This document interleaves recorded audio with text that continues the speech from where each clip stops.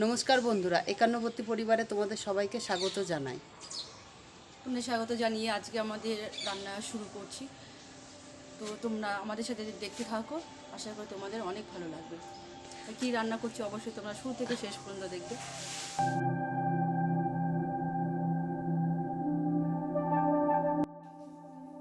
আজ আমি আম কাসুন্দি করে দেখাচ্ছি তোমাদের। কি কি উপকরণ নিয়েছি সেটা দেখো। আম কাসুন্দির জন্য প্রথমেই লাগছে সর্ষে। এখানে সাদা সর্ষে আর কালো সর্ষে নিয়েছি সম পরিমাণ। আর যে মশলাগুলো নিয়েছি একটু দেখে নাও ভালো করে, তারপরে আমি দেখিয়ে দিচ্ছি পরিমাণগুলো। এখানে নিয়েছি 1 চামচ ধনে, 1 চামচ জিরে, 1 চামচ মৌরি, 3টে এলাচ আর একটা দারচিনি, 4টে শুকনো লঙ্কা, 10টা গোলমরিচ আর 2টো তেজপাতা নিয়েছি। কীভাবে ব্যবহার করব সেটা দেখো। কড়াই আমি প্রথমে গরম করতে দিয়েছি। শুকনো কড়াইয়ে আমি এই মশলাগুলো ভালো করে ভেজে নেব।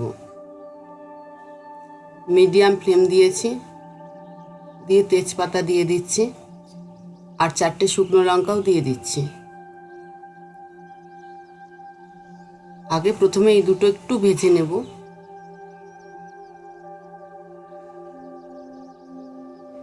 এইবার যে গোটা মশলাগুলো নিয়েছি সেগুলো একে একে এর মধ্যে দিয়ে দেবো। এবার দিয়ে দিচ্ছি গোলমরিচ, তারপর গোটা যে মশলাগুলো নিয়েছি সেগুলোও দিয়ে দিলাম। 2 মিনিট 2 মতন ভেজে নেব। সুন্দর একটা গন্ধ বার হবে, তখনই আমি গ্যাসটা বন্ধ করে দেব।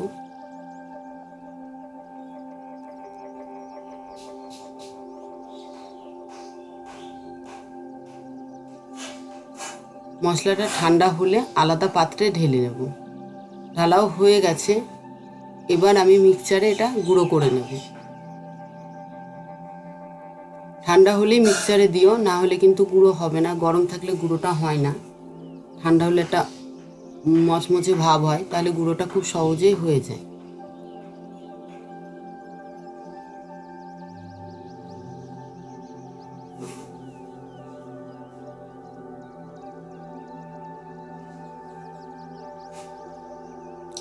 গুঁড়ো করা হয়ে গেছে, এবার আমি এটা চেলে নিচ্ছি। চেলে নেওয়ার পর যে অবশিষ্ট অংশটা থাকবে সেটাও আমি আবার মিক্সচারে দিয়ে দেব। আর ওর মধ্যেই সর্ষে দুটো আমি দিয়ে দেবো। সর্ষেগুলো ভালো করে আমি ধুয়ে রোদে শুকিয়ে রেখেছিলাম পরিষ্কার করে। একসাথেই আমি এই মশলার সঙ্গে সর্ষে দুটো আমি গুঁড়ো করে নেব। এখানে সর্ষে আছে 200 গ্রামের থেকে একটু কম।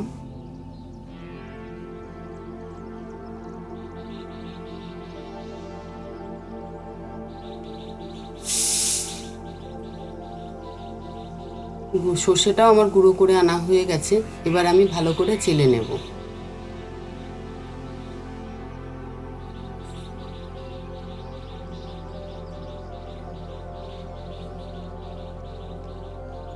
চালা হয়ে গেছে, যে আলাদা পাত্রে আমি নিয়ে নিচ্ছি এটা তৈরি করার জন্য কাসুন্দিটা। এবার কিভাবে তৈরি করলাম তোমরা একটু ভালো করে দেখো। আর এই কাসুন্দিটা আমি 2 রকম পদ্ধতিতে করব। দেখো, মিক্সারে একটা গোটা আম আমি ছোটো করে রেখেছিলাম। একটা ছোট্ট সাইজের আদা দিয়ে দিলাম আর 4টে লঙ্কাও দিয়ে দিচ্ছি। এবার গরম করে রাখা জল আমি এর মধ্যে দিয়ে দেবো। এখানে ঠান্ডা জল ব্যবহার করবে না মোটেই।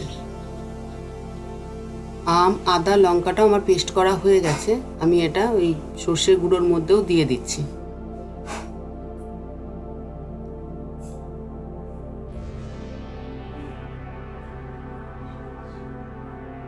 একে একে এর মধ্যে দিয়ে দিচ্ছি আমি লঙ্কা, 1 চামচ লঙ্কা আর 1 চামচ বিট লবণ।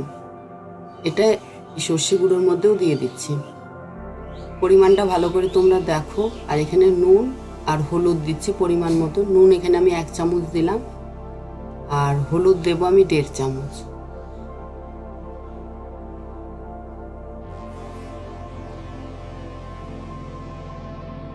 আর যে সর্ষেটা দিয়েছিলাম 200 গ্রামের যে বাটিটা, সেই বাটিতে জল মেপে মেপে আমি এর মধ্যে দিয়ে দিচ্ছি। আর দিচ্ছি আমি হালকা কুসুম গরম জল।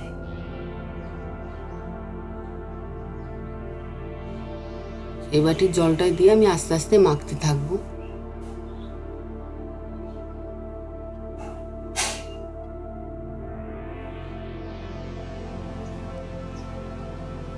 এখানে আমার ওই বাটির 2.5 বাটি মতন জল লেগেছে, জল দিয়ে দিচ্ছি।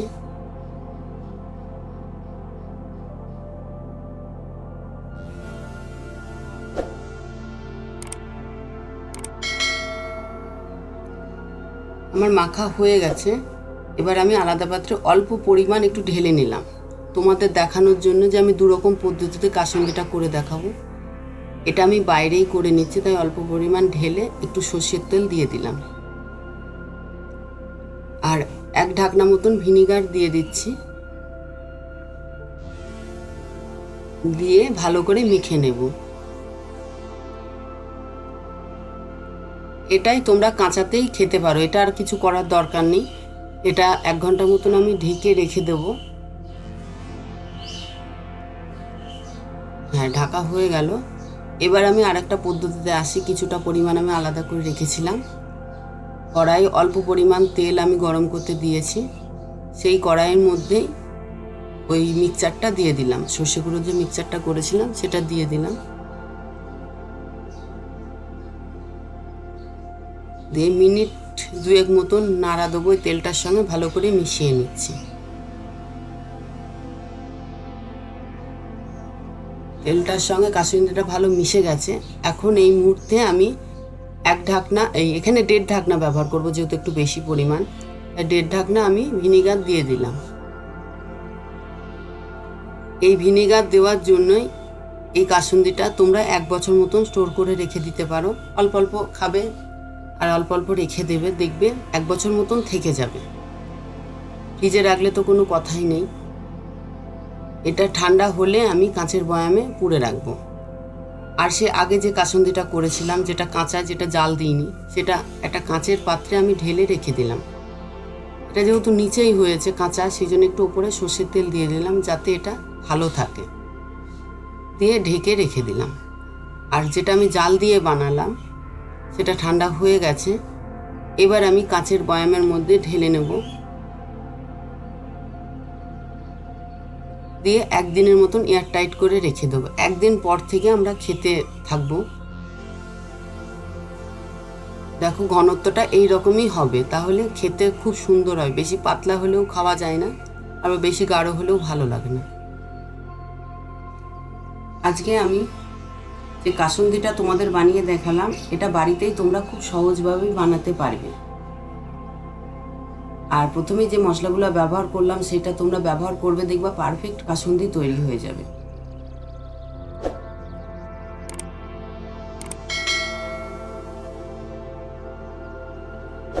স্বাদে গন্ধে ঝাঁঝে এই কাসুন্দি আমার তৈরি হয়ে গেছে। এতক্ষণ আমার এই ভিডিওটা তোমাদের দেখার জন্য সবাইকে অসংখ্য ধন্যবাদ।